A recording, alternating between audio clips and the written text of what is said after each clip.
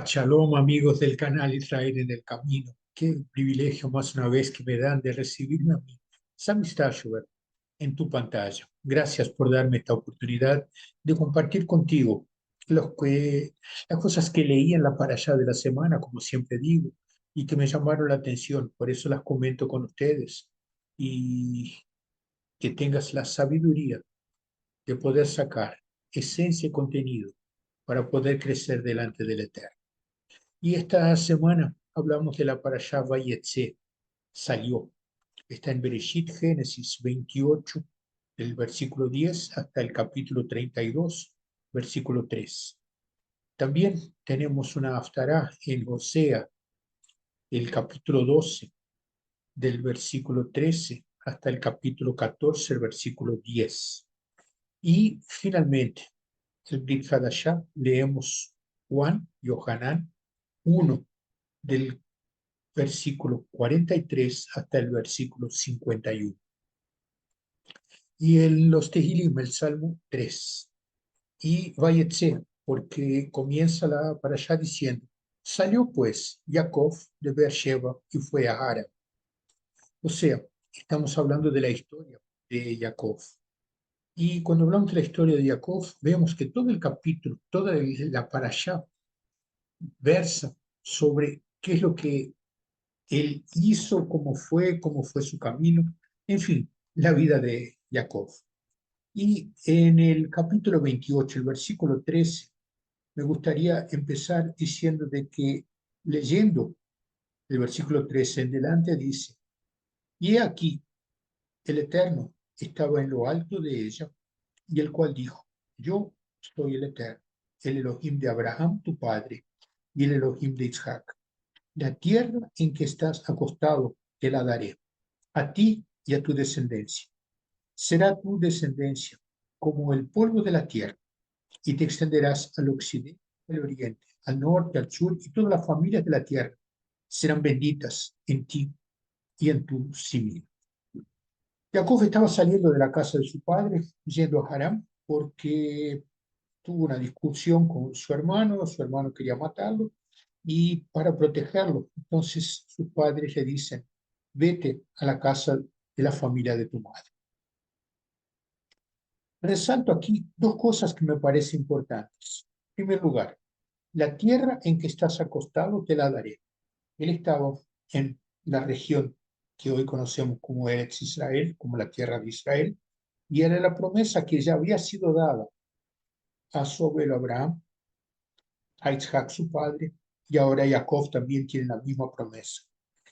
Y completa diciendo de que será tu descendencia como el polvo de la tierra, o sea, será muy grande, será efectivamente muy grande.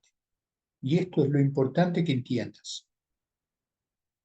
Son muchos los seguidores del Elohim de Abraham, Isaac y Jacob.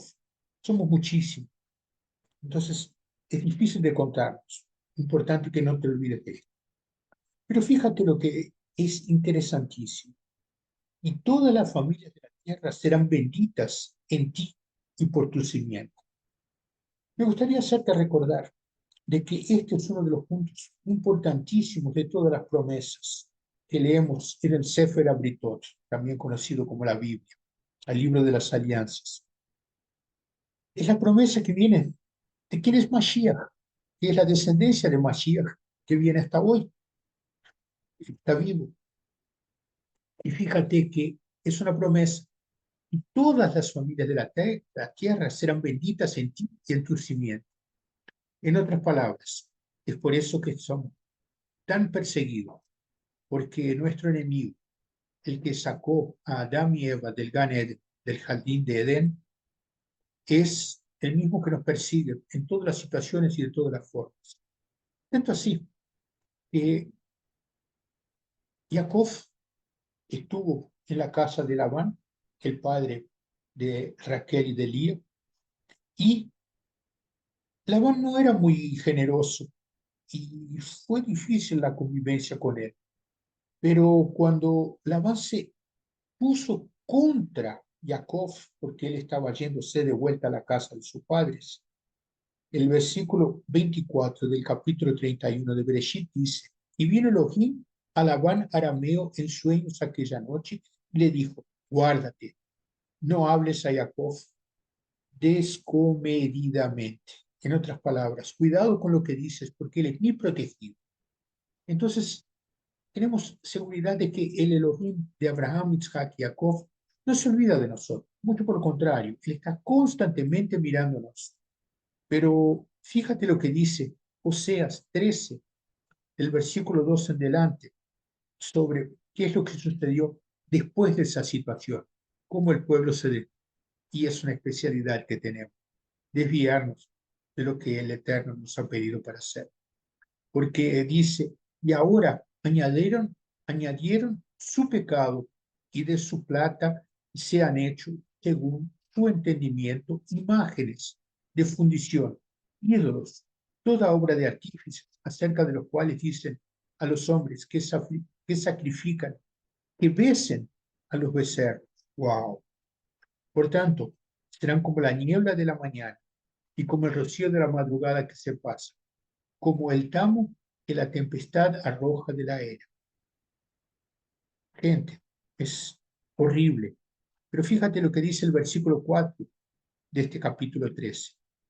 Mas yo, el Eterno, tú Elohim, desde la tierra de Egipto los saqué, pero ahora no me conoces, pues no hay otro Elohim de cualquier manera, a no ser yo mismo. Y yo soy el Salvador, porque soy el único. Solo yo soy el Salvador. Y aquí la palabra que está en Ibrit, en el texto de la Torá, es Mehoshia, que es nada más que un anuncio de quién es Yeshua, el Salvador. Es el Goel Israel, que tantos queremos que vuelve, que regrese pronto, porque sabemos que Él ya ha venido una vez y ahora vuelve para recogernos. Pero me gustaría que pares para prestar atención en el versículo 9 del capítulo siguiente, del capítulo 13 de Oseas. Tú perdiste, oh Israel, pero en mí está tu ayuda. O sea, ¿verdad? El pueblo cuando se confunde es terrible porque simplemente perdimos el contacto con el Eterno, Él no nos quiere más recibir delante de Él porque estamos sucios por el pecado y Él es Kadosh y Él es santo. Entonces, ¿cómo Él nos recibiría en su sala del trono que estamos puercos? Precisamos de su ayuda, precisamos necesariamente de su ayuda. Entonces, el capítulo 14 a partir del versículo 1 dice, vuelve Israel al Eterno tu Elohim, porque por tu pecado has caído. Y llevad con vosotros palabras de súplica y volved al Eterno. Siempre nos dice la misma cosa. Él nos ama, Él nos quiere de vuelta, Él quiere que nosotros estemos siempre delante de Él. Pero, ¿por qué precisamos estar delante de Él? Precisamos de su justicia, precisamos del perdón. Y nosotros, por nosotros mismos, no conseguiríamos llevar ese perdón. ¿Por qué? Porque solamente Él puede dar el perdón. Y es entonces que viene la necesidad de clamar y clamar y clamar. Hay un versículo en el segundo libro de Crónicas, el capítulo 7, el versículo 14 específicamente dice que si mi pueblo se humillara, sobre el cual mi nombre es invocado, y orar y buscar en mi rostro, y se convierten de sus malos caminos, entonces yo oiré desde los cielos y perdonaré sus pecados y sanaré su tierra. Entonces, tenemos una esperanza. Ya sabemos que estamos justos, ya sabemos que precisamos de estar delante del Eterno y ahora Él nos va a limpiar. Pero volvemos a una cosa que ya dijimos. El pueblo se desvió. Y porque el pueblo se desvió, Dios de cierta manera nos dejó de lado. No nos olvidó, pero nos dejó de lado. Teníamos sacrificios que podían ser ofrecidos a través de los Coanim, descendientes de Aarón, y no los otros. Sabemos que eso era para ser hecho delante de un lugar específico que era en el Beit HaMikdash, pero el Eterno decidió que no precisábamos más de Kohanim, por eso se perdieron los libros de las genealogías, por eso no tenemos más Beit HaMikdash. Entonces diríamos, el Eterno se olvidó de nosotros. No, por lo contrario. Fíjate, en cada una de las promesas que hemos recibido, tenemos de una forma clara una explicación. Mashiach Yeshua, el Mesías, el ungido, el separado, que nos salva del peso del pecado. Tenía dos condiciones, muchas otras situaciones, pero dos condiciones específicas. Tendría que ser de la tribu de Yehudá, Judá, y nacer en Belén. No sabemos quiénes son las tribus hoy, entonces ya hay una condición que debería ser antes de que se perdieran las genealogías. Y hoy en Belén ni siquiera podemos pasar porque nos odian porque somos judíos. Entonces, no podríamos recibir un Mashiach en los días de hoy. Entonces, es una forma clara de entender. Ya tuvimos la primera venida de Mashiach. Ahora estamos esperando que Él vuelva para rescatarnos. Entonces, para pensar, ¿cuál es la importancia que tú le das a recibir en tu vida Mashiach? ¿Quieres continuar lejos del Eterno? ¿Quieres seguir por caminos como acabamos de ver? El pueblo se confundió, hizo ídolos, pedían para besar los becerros. No me entra, no me entra. Pero de cualquier manera, me gustaría que entiendas una cosa muy clara.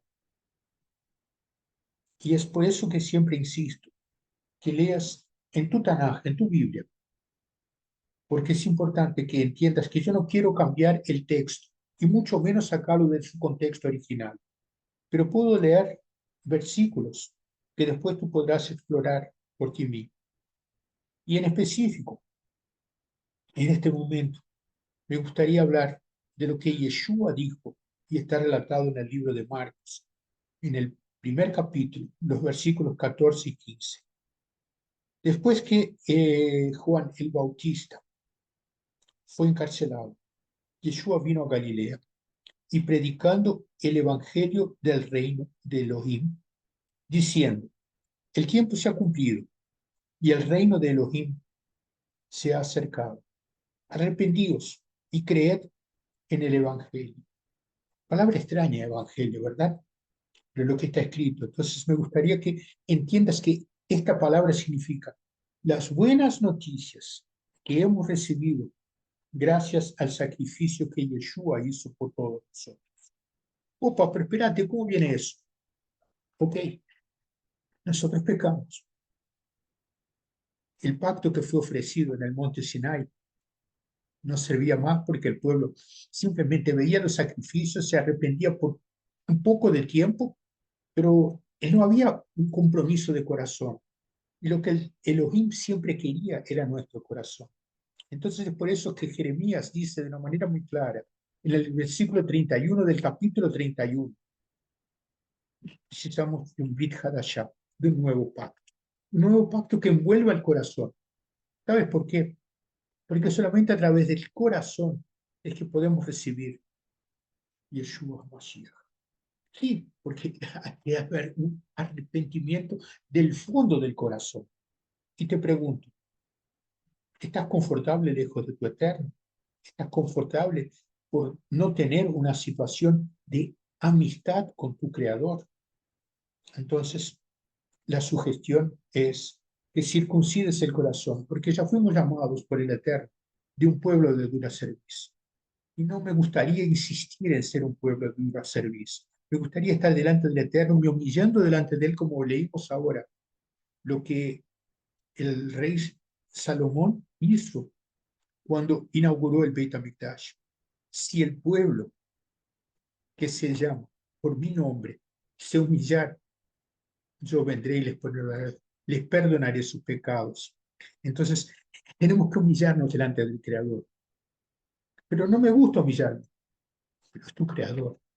Quieres estar cerca de Él, tienes una relación individual con Él, tienes un conocimiento de Él para poder decir, por favor, ayúdame.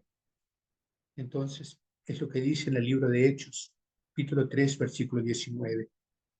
Y así que arrepentíos y convertíos para que sean borrados todos vuestros pecados, para que vengan de la presencia del Señor tiempo de refrigerio. Que vengan del Señor tiempos de refrigerio. Es lo que necesitamos. Y es parte de la promesa que había en Jacob. Porque si recuerdas, comenzamos diciendo, serían benditas todas las naciones de la tierra a través de la simiente de Jacob. Si lees la genealogía de Yeshua, verás que él es justamente de esa genealogía. Entonces, el reto, el desafío que te dejo es lo siguiente. ¿Por qué no miras tu Tanaj? Mira tu Tanaj, cómo termina el Tanaj y entra el Brit Hadashah. Fíjate si no tiene una secuencia lógica. Es lógico que vas a ver de que la primera cosa que dice es la genealogía de Yeshua.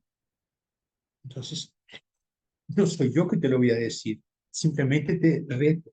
Lee en tu Tanaj y busca las explicaciones y ve si lo que te estoy diciendo hace sentido en tu corazón.